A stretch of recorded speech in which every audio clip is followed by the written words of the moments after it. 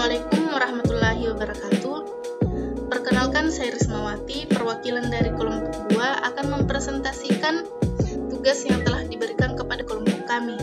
Adapun tugasnya yaitu konfigurasi dasar firewall, manajemen file pada perangkat, router, definisi web server, remote file inclusion atau RFI, local file inclusion, SQL injection, cross-site scripting, HTTPS, web device, dan attacking web server. Konfigurasi dasar firewall.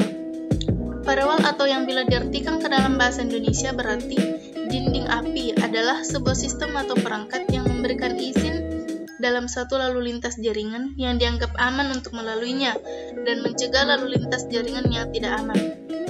Pada umumnya, sebuah firewall diterapkan dalam sebuah mesin yang berjalan pada suatu gateway antara jaringan lokal dan jaringan lainnya. Firewall juga digunakan untuk mengontrol akses terhadap apapun yang memiliki akses terhadap jaringan pribadi dari pihak luar. Saat ini, banyak perusahaan yang memiliki akses ke internet, maka perlindungan terhadap modal digital perusahaan tersebut dari serangan orang-orang yang tidak bertanggung jawab, mata-mata, ataupun pencuri data lainnya menjadi hal yang sangat penting. Manajemen file pada perangkat. Pengertian manajemen file. Manajemen file adalah suatu metode dan struktur data yang digunakan oleh sistem operasi untuk mengatur atau mengorganisir file yang ada pada disk atau partisinya. Manajemen file atau disebut juga file system dapat diartikan sebagai disk atau partisi yang digunakan untuk menyimpan file-file tertentu.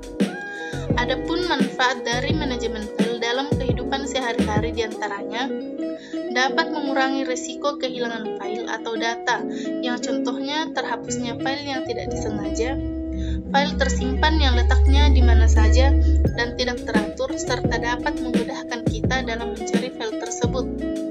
Lalu dapat menghemat kapasitas penyimpanan dengan melakukan penghapusan file atau data yang sudah tidak dipakai. Agar mendapatkan manfaat dari manajemen file, maka kita harus dapat melakukan manajemen file dengan benar dan teratur. Fungsi manajemen file. Berikut ini beberapa fungsi dari manajemen file yang bisa dibaca, yaitu mekanisme atau cara kerja pemakaian file secara bersamaan, menciptakan, memodifikasi, dan menghapus file, dapat atau mampu melakukan backup dan recovery untuk mencegah kehilangan file karena kecelakaan atau adanya usaha untuk menghancurkan file. Pemakai dapat mengacu file dengan simbolik atau symbolic name, tidak menggunakan penamaan yang mengacu pada perangkat fisik.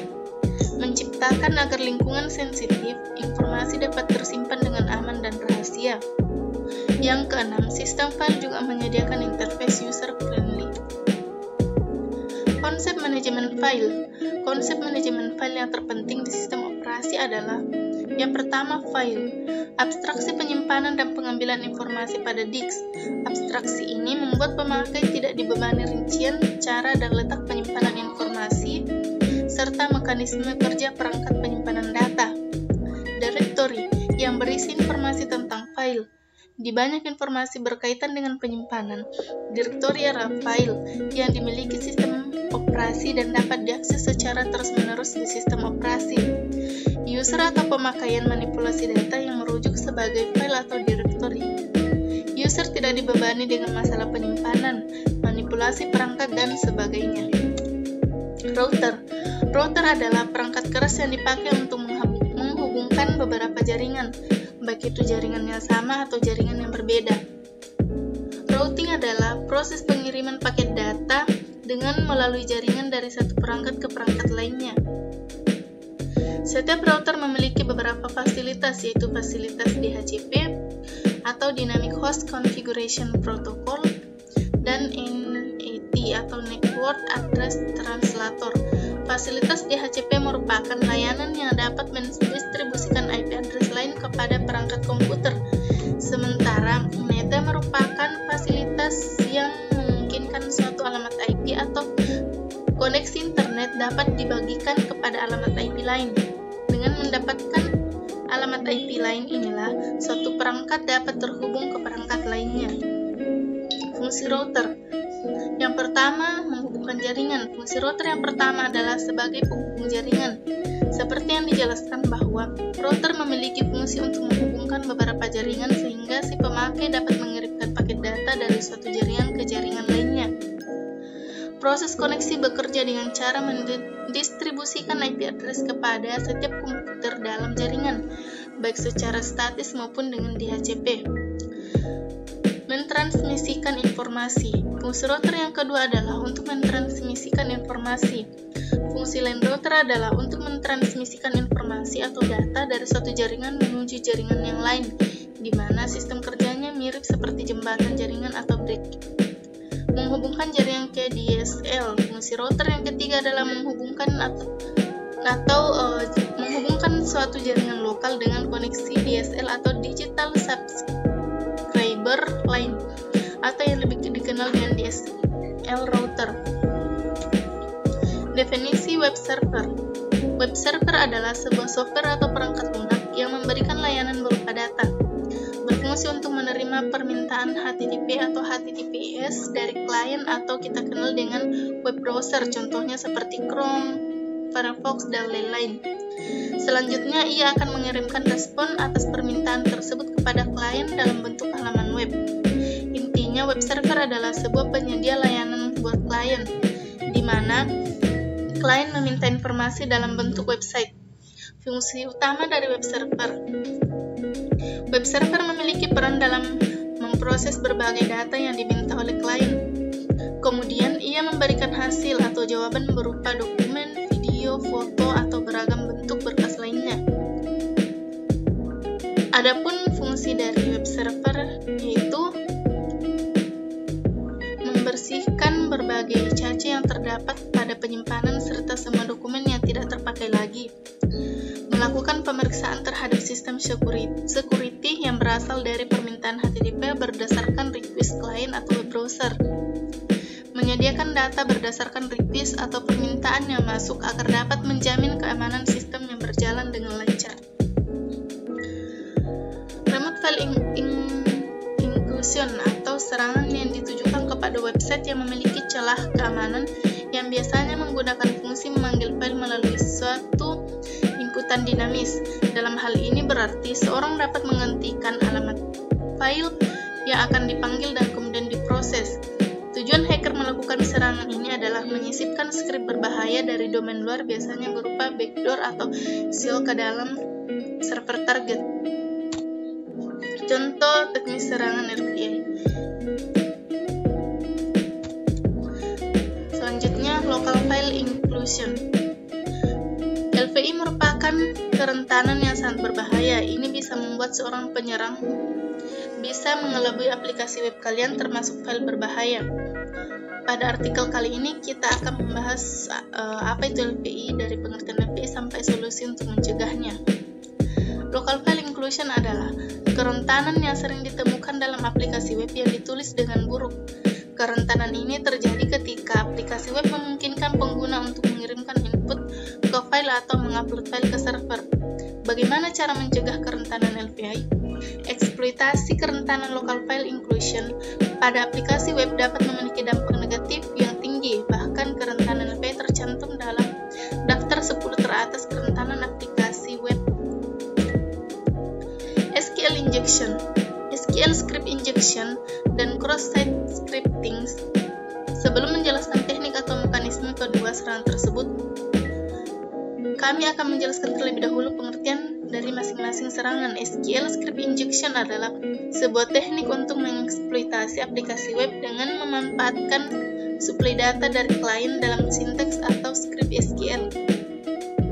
Kerusakan yang terjadi akibat SQL script injection. Kerusakan yang terjadi akibat SQL script injection adalah data pada database aplikasi website dapat dibaca, dimanfaatkan, dan dirubah oleh attacker. Sistem autentifikasi seperti login dapat di-bypass oleh attacker. Kerusakan yang terjadi akibat cross-site scripting adalah keamanan yang dapat di-bypass, dibajaknya informasi yang sensitif, aplikasi web dapat di-ICP, aplikasi berbahaya seperti Trojan. Teknik atau mekanisme SQL script injection dimulai dari pencarian target, yaitu berupa halaman web yang memiliki submit data seperti login atau web yang memiliki parameter URL tertentu, seperti ID. Cross-site scripting. Cross-site scripting adalah jenis injection attacking, penyadapan informasi yang diberikan oleh pengguna. Salas dan Martins 2014. Dan cross-site scripting adalah jenis kerentanan keamanan komputer, biasanya ditemukan di aplikasi web yang memungkinkan penyerang berbahaya untuk menyuntikkan skrip klien ke halaman web dilihat oleh pengguna lain. Teknik atau mekanisme cross-site scripting ada 3 hal yang berkaitan dan dapat disusun sebagai sebuah anatomi serangan XSS, yaitu penemuan, serangan, dan eksploitasi. Penemuan titik rawan aplikasi serangan XSS berdampak pada ketidaksempurnaan aplikasi berbasis web dan bermuasal pada masukan pengguna atau user yang tidak begitu baik dibersihkan pada pengguna karakter HTML. Serangan ini akan seolah-olah datang dari situs tersebut. Akibat serangan ini, antara lain penyerang dapat membypass keamanan di sisi klien, mendapatkan informasi sensitif, atau menyimpan aplikasi berbahaya. Alasan kependekan yang digunakan XSS bukan CSS karena CSS sudah digunakan untuk Cassette Style Sheet. HTTPS adalah protokol jaringan lapisan aplikasi atau application layer yang dikembangkan untuk membantu proses transfer antar komputer. Protokol ini berguna untuk mentransfer informasi seperti dokumen, file, gambar, dan video antar komputer. Protokol HTTP menyediakan kumpulan perintah di dalam komunikasi antar jaringan. Komunikasi tersebut berlangsung antara web server dengan komputer klien atau sebaliknya. Di dalam komunikasi ini, komputer klien melakukan permintaan dengan mengakses alamat IP atau domain. Web device. Device website merupakan salah satu kejahatan yang sering ditemui dalam sistem keamanan website. Device ini termasuk tindakan yang dilarang karena merugikan salah satu pihak. Biasanya device dilandasi karena tindakan rusil, pamer, unjuk kebolehan, mencoba ilmu, pamer kemampuan, dan tujuan jahat lainnya. Tujuan hacker melakukan device website. Yang pertama, menunjukkan kelemahan keamanan. Yang kedua, melakukan propaganda agama dan politik. Yang ketiga, menjual produk. Dan yang keempat, untuk kesenangan pribadi. Attacking web server. Attacking web server atau menyerang server web. Pengertian DDoS dan bagaimana menanggulanginya. Apa itu DDoS? DDoS merupakan kependekan dari Distributed Denial of Service, atau dalam bahasa Indonesia dapat diartikan sebagai penolakan layanan secara terdistribusi. DDoS adalah jenis serangan yang dilakukan dengan cara membanjiri lalu lintas jaringan internet pada server, sistem, atau jaringan. Umumnya, serangan ini dilakukan menggunakan beberapa komputer host. Penyerang sampai dengan komputer target tidak bisa diakses. DDoS adalah serangan yang sangat populer digunakan oleh hacker. Selain mempunyai banyak jenis, DDoS memiliki konsep yang sangat sederhana, yaitu membuat lalu lintas server berjalan dengan beban yang berat sampai tidak bisa lagi menampung koneksi dari user lain atau overload. Salah satu cara dengan mengirimkan request ke server secara terus-menerus dengan transaksi data yang besar. Demikianlah presentasi materi dari kami, kurang lebihnya mohon dimaafkan. Wassalamualaikum warahmatullahi wabarakatuh.